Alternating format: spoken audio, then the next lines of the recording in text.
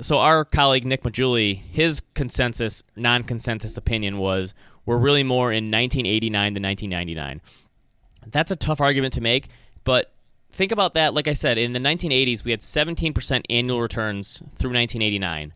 And then the next 10 years, we had an additional 18% a year.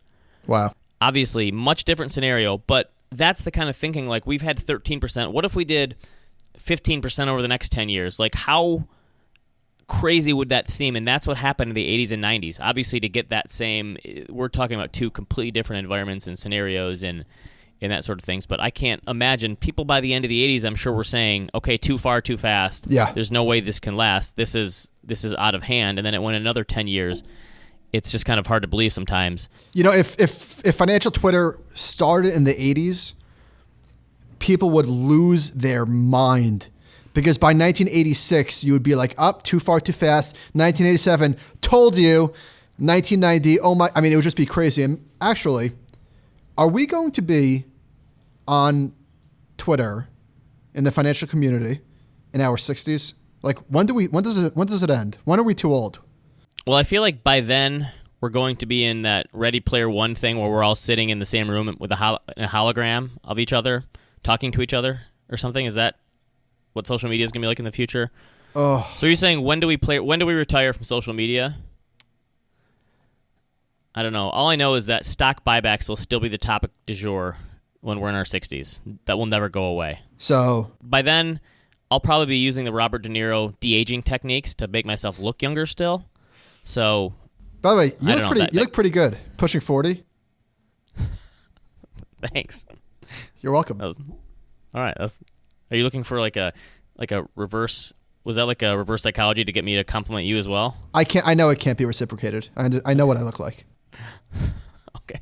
Someone did today said you had really small ears, so you got that going for you. Oh yeah. So we were talking about on Twitter. This came up like the AirPod Pro thing. So the original AirPods fit my ear perfectly. It's the Pros that are too big. It's like the rubber little buds. As a matter of fact, I downshifted because there's 3 sizes, and I used the smallest size, and it just hurt my ear. Not, what are you gonna do? Okay, listener questions. I'm finishing college and wanted to know your thoughts on investment banking. Is sacrificing 2 to 3 years of work doing 80 to 100 hour weeks worth it?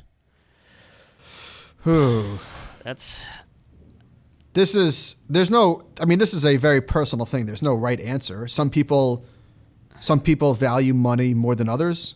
I think this is the kind of thing where if you put the work in, you can probably, if you do the iBanking thing and you want to get into private equity or something like that or work for a hedge fund and you want to skip over the entire MBA thing, I think this is probably the way to do it.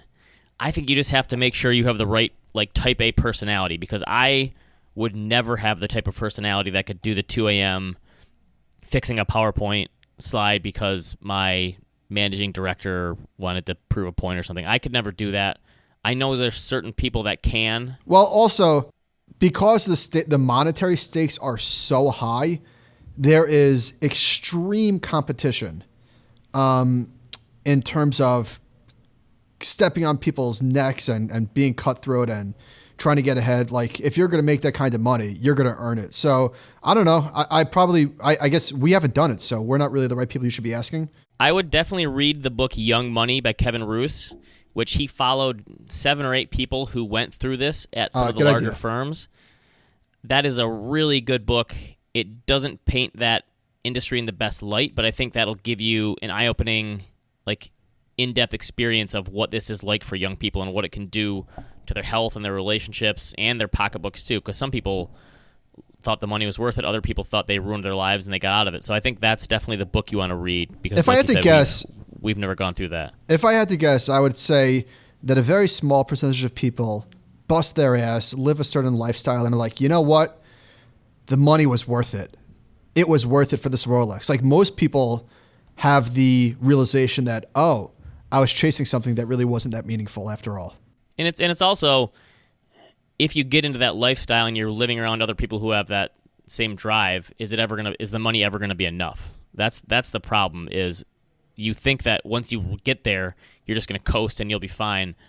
But it seems like for people who get to that place in life, there's always another place to move up to. So that's what makes it really tough. It really depends what you want to do with your career, but I've known people who've done it.